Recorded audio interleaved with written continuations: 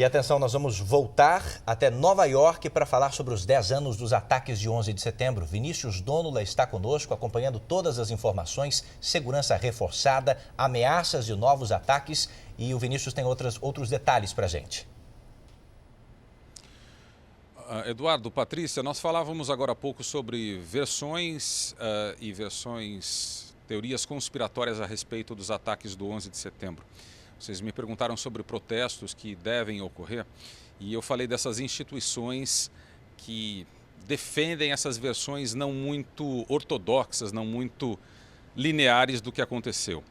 Muita gente diz, primeiro no caso do Pentágono, o avião do Pentágono não foi visto nas imagens. Vocês acompanharam durante todos esses dias as reportagens que fizemos ao longo da semana, usamos várias imagens de arquivo e nessas imagens não se vê um avião. Então as pessoas dizem, será que o Pentágono foi atingido por um avião ou por um míssil?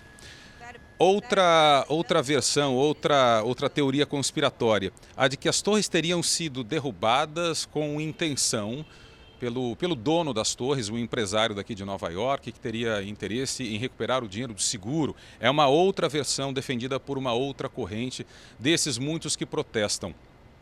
Quando a gente cobre um caso como esse, em que a cidade está muito sensível, o país é muito sensível ao fato, o mundo em si, a gente tem que tomar muito cuidado quando se dá ouvido a esse tipo de versão, quando se dá ouvido a esse tipo de teoria.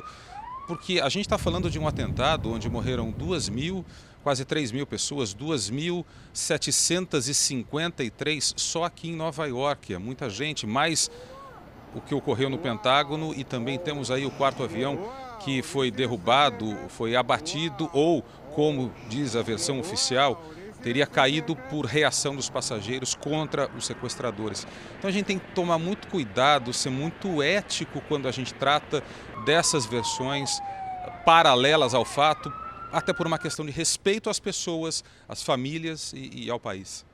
Dônula, como é que a imprensa norte-americana reage a essas novas versões? E mais, como é que a opinião pública debate esse tipo de assunto? Afinal de contas, nós temos o relato de sobreviventes. Além disso, horas e mais horas de gravações das caixas pretas dos aviões derrubados. Tudo isso não basta para formar uma convicção séria a respeito? Eduardo, parece que não. Parece que não. É incrível. Nós entrevistamos um faxineiro, ele se chama William Rodrigues. Ele foi condecorado como herói americano no Senado. O William trabalhava como faxineiro na Torre Norte, foi a primeira a ser atingida e a segunda a cair. Ela foi atingida às 8 horas e 46 minutos do 11 de setembro de 2001 e caiu às 10 horas e 28. O William tinha uma chave que abria as portas de emergência, Eduardo, Patrícia. Ele abriu as portas de emergência que estavam trancadas, soltando pessoas que estavam presas do térreo ao andar 39. Depois ele saiu e a torre acabou desabando. O que diz o William Rodrigues? Ele fez esse relato várias vezes e ele é um dos defensores de uma das teorias conspiratórias do 11 de setembro.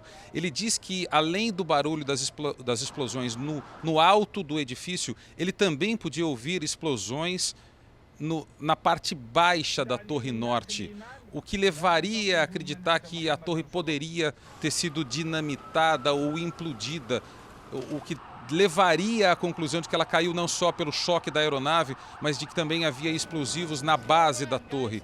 Esta é uma outra teoria. A imprensa aqui, principalmente a grande imprensa, não dá muito ouvido a esses reclames, a esses protestos ou a essas versões. É muito complicado, Eduardo e Patrícia, aqui nos Estados Unidos, tratar do 11 de setembro sem se ater ao fato, porque a cidade está muito machucada. A gente vive aqui na cidade, a gente conhece pessoas que viram. Então, até falar do tema é muito complicado aqui nos Estados Unidos, passados 10 anos dos ataques. E a rotina, Vinícius?